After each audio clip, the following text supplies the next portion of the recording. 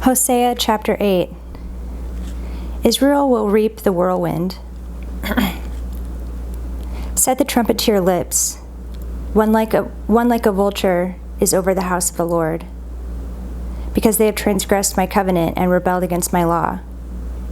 To me they cry, "My God, we, Israel, know you." Israel has spurned the good. The enemy shall pursue him. They made kings, but not through me. They set up princes, but I knew it not. With their silver and gold they made idols for their own destruction. I have spurned your calf, O Samaria. My anger burns against them. How long will they be incapable of innocence? For it is from Israel. A craftsman made it. It is not God. The calf of Samaria shall be broken to pieces. For they sow the wind, and they shall reap the whirlwind. The standing grain has no heads. It shall yield no flour. If it were to yield, strangers would devour it. Israel is swallowed up. Already they are among the nations as a useless vessel. For they have gone up to Assyria, a wild donkey wandering alone. Ephraim has hired lovers, though they hire allies among the nations. I will soon gather them up. And the king and princes shall soon writhe because of the tribute.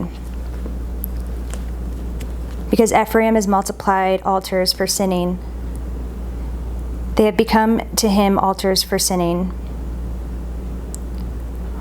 Were I to write for him my laws by the 10,000s, they would be regarded as a strange thing. As for my sacrificial offerings, they sacrifice meat and eat it, but the Lord does not accept them. Now he will remember their iniquity and punish their sins. They shall return to Egypt. For Israel has forgotten his Maker and built palaces, and Judah has multiplied fortified cities. So I will send a fire upon his cities, and it shall devour her strongholds. Chapter 9. The Lord will punish Israel. Rejoice not, O Israel. Exult not like the peoples. For you have played the whore, forsaking your God. You have loved a prostitute's wages on all threshing floors. Threshing floor and wine vat shall not feed them, and the new wine shall fail them. They shall not remain in the land of the Lord, but Ephraim shall return to Egypt, and they shall eat unclean food in Assyria. They shall not pour drink offerings of wine to the Lord, and their sacrifices shall not please him. It shall be like mourners' bread to them. All who eat it shall be defiled. For their bread shall be for their hunger only. It shall not come to the house of the Lord. What will you do on the day of the appointed festival, and on the day of the feast of the Lord? For behold, they are going away from destruction, but Egypt shall gather them. Memphis shall bury them. Nettles shall possess their precious things of silver. Thorns shall be in their tents. The days of punishment have come. The days of recompense have come. Israel shall know it. The prophet is a fool. The man of the spirit is mad. But of your great iniquity and great hatred, because of your great iniquity and great hatred. The prophet is the watchman of Ephraim with my God. Yet a fowler's snare is on all his ways, and hatred in the house of his God. They have deeply corrupted themselves, as in the days of Gibeah. He will remember their iniquity. He will punish their sins. Like grapes in the wilderness, I found Israel. Like the first fruit on the fig tree in its first season, I saw your fathers. But they came to Baal pure, and consecrated themselves to the thing of shame, and became detestable like the thing they loved. Ephraim's glory shall fly away like a bird. No birth, no pregnancy, no conception. Even if they bring up children, I will bereave them till none is left. Woe to them when I depart from them. Ephraim, as I have seen, was like a young palm planted in a meadow. But Ephraim must lead his children out to slaughter. Give them, O Lord. What will you give? Give them a miscarrying womb and dry breasts. Every evil of theirs is in Gilgal. There I begin to hate them. Because of the wickedness of their deeds, I will drive them out of my house. I will love them no more. All their princes are rebels. Ephraim is stricken. Their root is dried up. They shall bear no fruit. Even though they give birth, I will put their beloved children to death. My God will reject them because they have not listened to him. They shall be wanderers among the nations. Chapter 10. Israel is a luxuriant vine that yields its fruit. The more his fruit increased, the more altars he built. As his country improved, he improved his pillars. Their heart is false. Now they must bear their guilt. The Lord will break down their altars and destroy their pillars. For now they will say, we have no king. For we do not fear the Lord, and a king, what could he do for us? They utter mere words. With empty oaths they make covenants. So judgment springs up like poisonous weeds in the furrows of the field. The inhabitants of Samaria tremble for the calf of Beth-aven. Its people mourn for it, and so do its idolatrous priests, those who rejoiced over it and over its glory, for it has departed from them. The thing itself shall be carried to Assyria, a tribute to the great king. Ephraim shall be put to shame, and Israel shall be ashamed of his idol. Samaria's king shall perish like a twig on the face of the waters. The high places of Avon, the sin of Israel, shall be destroyed. Thorn and thistle shall grow up on their altars, and they shall say to the mountains, cover us, and to the hills, fall on us. From the days of Gibeah you have sinned, O Israel. There they have continued. Shall not the war against the unjust overtake them in Gibeah? When I please, I will discipline them, and nations shall be gathered against them, when they are bound up for their double iniquity. Ephraim was a trained calf that loved to thresh, and I spared her fair neck. But I will put Ephraim to the yoke. Judah must plow. Jacob must harrow for himself. Sow for yourselves righteousness. Reap steadfast love. Break up your fallow ground, for it is time to seek the Lord, that he may come and rain righteousness upon you. You have plowed iniquity. You have reaped injustice. You have eaten the fruit of lies. Because you have trusted in your own way and in the multitude of your warriors. Therefore the tumult of war shall arise among your people, and all your fortresses shall be destroyed, as Shalman destroyed Beth Arabel on the day of battle. Mothers were dashed in pieces with their children. Thus it shall be done to you, O Bethel, because of your great evil. At dawn the king of Israel shall be utterly cut off. Chapter 11. The Lord's love of Israel. When Israel was a child, I loved him, and out of Egypt I called my son. The more they were called, the more they went away.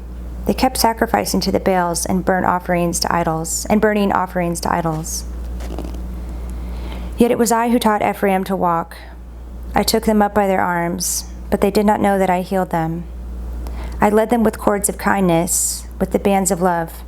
And I became to them as one who eases the yoke on their jaws, and I bent down to them and fed them. They shall not return to the land of Egypt, but Assyria shall be their king, because they have refused to return to me. The sword shall rage against their cities, consume the bars of their gates, and devour them because of their own counsels. My people are bent on turning away from me, and though they call out to the Most High, he shall not raise them up at all. How can I give you up, O Ephraim? How can I hand you over, O Israel? How can I make you like Admah?